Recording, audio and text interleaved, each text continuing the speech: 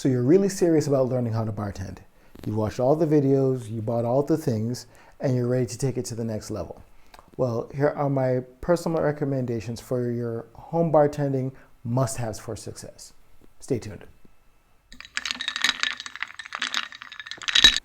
What's up guys, Sam James, Barprints.co, and in this video I'm going to be giving you my personal recommendations for home bartending must-haves for anyone who's looking to learn how to bartend on a higher level. Now if you're looking for the best in bartending tips, bartending tricks, and bartending videos, don't forget to click the subscribe button right down here, and don't forget to click the notification bell to make sure you never miss a new video when it comes out. Now this is actually a follow-up video to two previous videos that I've done, the perfect bar setup for home bartending, as well as an advanced bar setup video. So if you haven't already, go ahead and watch these two videos right here first, then come back and check out this one. Now the first of my home bartending must-haves is simple syrup. Now that might sound like just a regular thing, but hear me out. First of all, when it comes to simple syrup, please God, don't buy it. It is sugar and water. Check out this video right here if you're not sure about how to make a good quality simple syrup, but it's really that simple.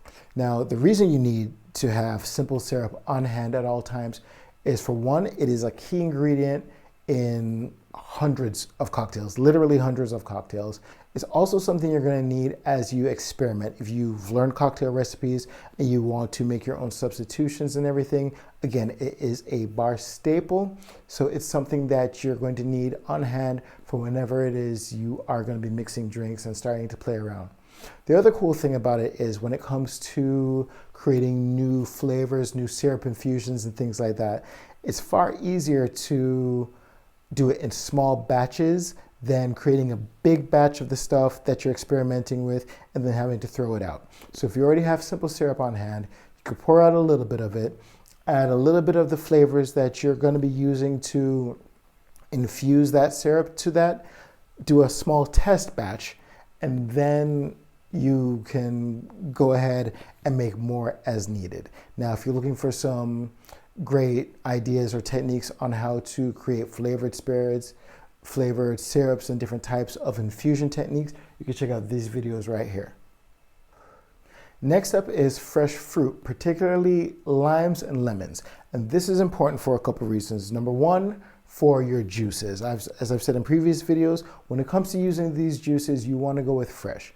Great ingredients make great cocktails, and you cannot beat fresh. So you definitely want to make sure that for any recipe that calls for lemon juice or lime juice, you're using fresh juice, which obviously you get from fresh fruits. Now, the other reasons that you would need these are for garnishes. If you're going to be doing a zest, a wedge, or a wheel of some kind from either a lime or a lemon, then obviously you need to have some of these things there. And then another cool thing, or a pro tip, when you're looking to infuse syrups or spirits with the particular flavor of the zest, again, be it a lime, lemon, orange, whatever the case may be, you're gonna need the skins from these fresh fruits, whether it's a spirit or an oleosaccharum or something like that. And for those of you who don't know what an oleosaccharum is, you can check out this video right here on how to make one. But you definitely want to use fresh ingredients, fresh fruit ingredients for that. And you check a bunch of boxes when you have these on hand. Next absolute must-have is your bitters. And at a minimum, you want to have a bottle of aromatic bitters. I obviously, or most people, go with Angostura bitters, Angostura aromatic bitters as the go-to. It's also a key ingredient in a lot of cocktail recipes. So you definitely want to have one of those on hand. But when it comes to bitters, bitters are kind of like the spice rack of the cocktail world. There's so many different flavors of bitters, different types of bitters that you can use to impart different aromas and flavors into a cocktail without increasing the overall volume of it. So you want to have a bunch of different types of bitters on hand. I, for example, right here, have some cardamom bitters, have some black walnut bitters, but bitters come in so many different varieties. I mean, the sky is really the limit. Celery, orange, strawberry, I don't know. So check it out for yourself. The bitters last for a very long time. You don't necessarily need a big bottle of them. There are a lot of sets out there that give you smaller sample sizes. And because you are only using a couple dashes at a time, they should serve you for a long time. Next up, you're going to be needing 2 bottles of really high-proof spirit, particularly a high-proof rum and a high-proof neutral grain spirit like a vodka.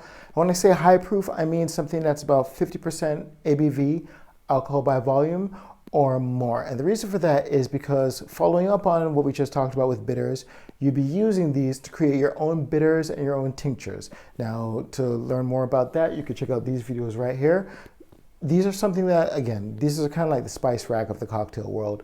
As you get more comfortable with the stuff that you're creating, you're going to get more ideas and you want to try out some more stuff. So having these things on hand so that you can create really just makes life a whole lot easier for you. And you can do that in conjunction with the spirit infusion techniques or the flavor infusion techniques that we just talked about earlier in the video. Now, following on the bitters, tinctures, high proof spirit conversation, you're going to need some pipette bottles or teardropper bottles with teardroppers in them for all of these tinctures and bitters that you're going to be creating. So they're really inexpensive. You can order them online or pick them up from a pharmacy or whatever, and just make sure you have a couple bottles, handy, so that whenever you're creating these things, you have it on hand. It's ready to go for you to mix. Next up, I recommend having a bunch of empty jars or empty bottles on hand at any given time. And this is really good for you for a couple reasons. For one, as you make new flavors, new spirit infusions, all these things like that, you're gonna have to store it somewhere. And having a few empty jars or bottles helps you with that process. You can go as sophisticated as a crew bottle like what I have right here for infusions and things like that, or any other bottle that you have or jar or container that you have will be good to go as well. Now, the other good reason for you to have a bunch of empty bottles on hand is as you get really good at this stuff and start making some things that your friends and family really like, then you're probably going to find yourself in the position of having to make more of it, putting it aside and saving it for them to either pick up or for you to drop off, or whatever the case may be. So again, having some empty bottles on hand for whatever you're going to be pre-batching just makes life a lot simpler. Now again, if it comes to pre-batching a cocktail, check out this video right here before you jump into that to make sure you set yourself up for success. And finally, we're going to be talking about ice. And I know I talk about ice a lot in a lot of videos, and I do that because, again, I can't stress enough how important ice is. But in this particular case, we're not just going to be talking about the types of ice that you use and things like that. You can check out this video right there so you know what types of ice for you to use with whatever cocktail. But to take it a step further, we're going to have ice molds. And this is really cool because of the different shapes that you can play with, whether it's ice spheres, large cubes, or any kind of diamond specialty shapes that you'd be getting into. These are really cool because you're able to combine the combination of the perfect type of ice for the perfect cocktail with that visual aesthetic. And the other cool thing about when it comes to large pieces of ice or molded ice or things like that, they melt slower in the drink because of the larger surface area, which helps you to control the amount of dilution in the drink. All stuff that's covered in that video. But I think having some really cool ice molds, depending on the season, I've seen some really cool stuff, whether it's Christmas trees, skulls. I've even seen the Death Star. There's a lot of cool things that you can do with it. So having some really good, and make sure they're silicone ice molds. Those are the easiest to work with for you to get the cubes out without a bunch of muss and fuss. And that covers all of my home bartending must-haves. Now again, like I've said in previous videos, when it comes to some of these things, you don't have to go nuts and buy everything at once. You can get some of these things a little bit at a time as your skills advance, as you become more comfortable.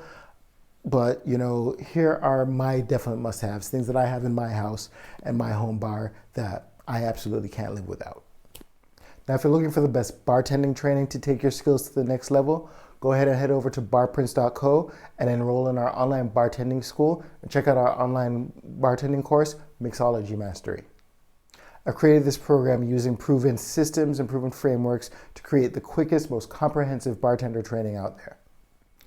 The entire thing is already laid out for you, saving you a ton of time searching the internet with everything from the best in bartending for beginners material all the way to advanced techniques that are guaranteed to wow any guest that you'll have. And the best part, you don't even have to leave your couch because you do the entire bartending course online. Finally, if you found this video helpful, and I really hope you have, don't forget to give it a like and share with your friends. Also, for some more great bartending tips, tricks, and bartending videos, don't forget to check out these videos right here. Thanks a lot for joining me, and I'll see you in the next one. Cheers.